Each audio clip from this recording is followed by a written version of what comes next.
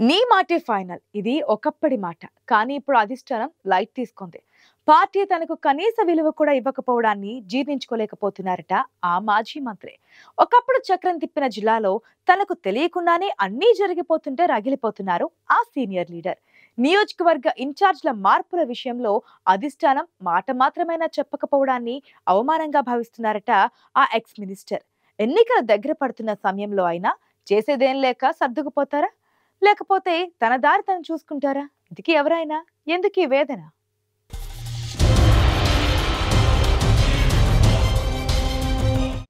జగన్ అంటే మాకు ప్రాణం, ఆయనకు మా మీద అంతే ప్రేమ ఉండాలిగా. ఇది బాలినేని డైలాగ్. పాతదే అయినా ఫ్రెష్గా గుర్తు చేసుకుంటోంది ఆయన అనుచర గణం. ప్రకాశం జిల్లా వైసీపీకి ఏళ్లుగా పెద్దనగా ఉన్న బాలినేని శ్రీనివాసరెడ్డి సొంత పార్టీ నుంచి ఎదురవుతున్న చేదు అనుభవాలను జీర్ణించుకోలేకపోతున్నారు. రాజకీయ అరంగేట్రం చేసినప్పటి నుంచి మొదట కాంగ్రెస్ పార్టీలో, తర్వాత వైసీపీలో తన మాటే శాసనం అన్నట్లుండేవి ప్రకాశం జిల్లాలో బాలినేని రాజకీయాలు. ఒకప్పుడు ఓ వెలుగు వెలిగినా కేబినెట్ విస్తరణలో మంత్రి పదవి పోయినప్పటి నుంచి బాలినేనికి బ్యాడ్ టైం నడుస్తోంది. ఒకదాని వెంట ఒకటి వివాదాలు చుట్టుముట్టడం బాలినేనికి కంటి మీద కునుకు లేకుండా చేస్తోంది. ఓవైపు ప్రతిపక్ష పార్టీ, మరోవైపు స్వపక్షంలో విపక్షంలా మారిన పరిస్థితులు బాలినేనికి రాజకీయంగా సవాల్ విసురుతున్నాయి.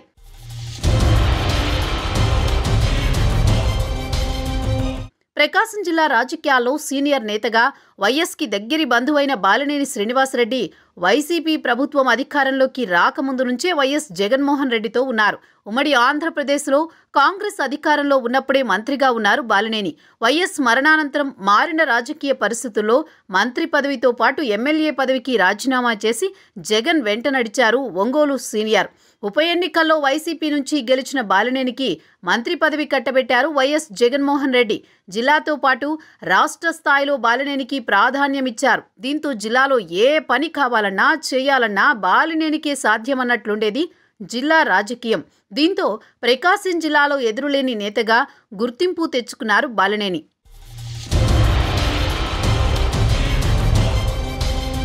కేబినెట్ విస్తరణలో మంత్రి పదవి పోయాక పూలమ్ముకున్న చోటే కట్టెలమ్ముకున్నట్టయిపోయింది బాలినేని పరిస్థితి. అప్పటి నుంచే ఆయన్ని వివాదాలు చుట్టుముడుతూ వచ్చాయి. తనను మంత్రి పదవి నుంచి తొలగించి జిల్లాకు చెందిన ఆదిమూలపు సురేష్ని కేబినెట్లో కొనసాగించడంతో పుండు మీద కారం చల్లినట్లయింది. బాలినేనికి మంత్రి పదవి ఇవ్వాలంటూ ఆయన అభిమానులు ఆందోళనకు దిగడమే కాదు, కొందరు పదవులకు రాజీనామాలు కూడా చేశారు. మంత్రి పదవి పోయాక తొలిసారి జిల్లాకు వస్తూ బల ప్రదర్శనతో తన సత్తా ఏంటో హైకమాండ్కి పరోక్షంగా తెలియజెప్పే ప్రయత్నం చేశారు బాలినేని. తర్వాత బాలినేనిని బుజ్జగించిన పార్టీ నాయకత్వం ఆయన్ని చిత్తూరు, నెల్లూరు, తిరుపతి జిల్లాల వైసీపీ సమన్వయకర్తగా నియమించింది. అయితే కొన్నాళ్లకే ఉమ్మడి ప్రకాశం జిల్లా బాధ్యతల నుంచి పూర్తిగా తప్పించింది. సొంత జిల్లాకు దూరం చేస్తూ నెల్లూరు, చిత్తూరు, కడప జిల్లాల వైసీపీ రీజనల్ కోఆర్డినేటర్ పదవి ఇవ్వడాన్ని బాలినేని జీర్ణించుకోలేకపోయారు.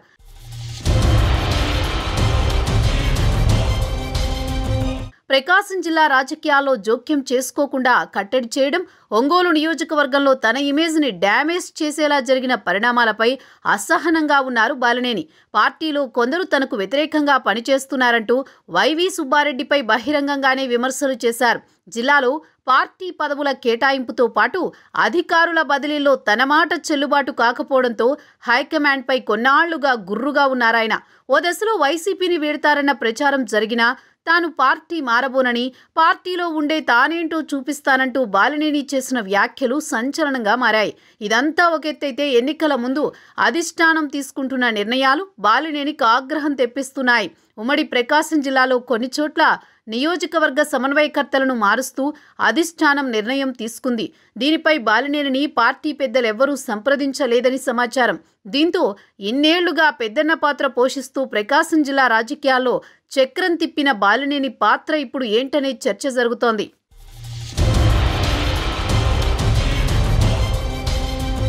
ఇళ్ల స్థలాల పట్టాల పంపిణీ నిధుల విడుదల చేస్తేనే ఒంగోలులో పోటీ చేస్తానంటూ బాలినేని అల్టిమేటం ఇవ్వడం పార్టీలో చర్చనీయాంశమైంది.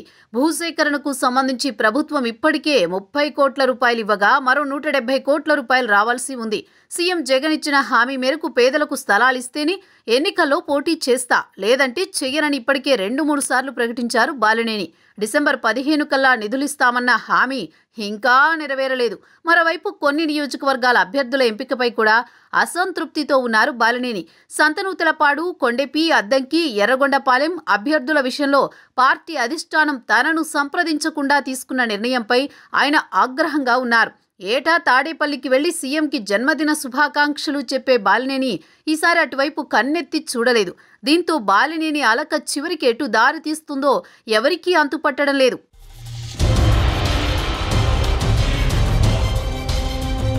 తన జన్మదిన వేడుకలను ఈసారి ఎప్పుడూ లేనంత గ్రాండ్గా సెలబ్రేట్ చేసుకున్నారు బాలినేని. బల ప్రదర్శన కోసం అన్నట్లు జిల్లాలోని అన్ని నియోజకవర్గాల నాయకులు, కార్యకర్తలు వేడుకలకు హాజరయ్యారు. ఒంగోలు నగరాన్ని ఫ్లెక్సీలతో నింపేశారు. తల్లి మరణం తర్వాత 9 ఏళ్ల పాటు ఈ తరహా వేడుకలకు దూరంగా ఉన్న బాలినేని ఎన్నికలు సమీపిస్తున్న సమయంలో జనం మధ్య ఘనంగా తన బర్త్డే చేసుకున్నారు. ఆ తర్వాత 10 రోజుల వ్యవధిలోనే జరిగిన సీఎం జన్మదిన వేడుకలను తప్పదన్నట్లు మమ అనిపించడంతో బాలినేని ఆంతర్యమేంటనే ప్రశ్న తలెత్తుతోంది.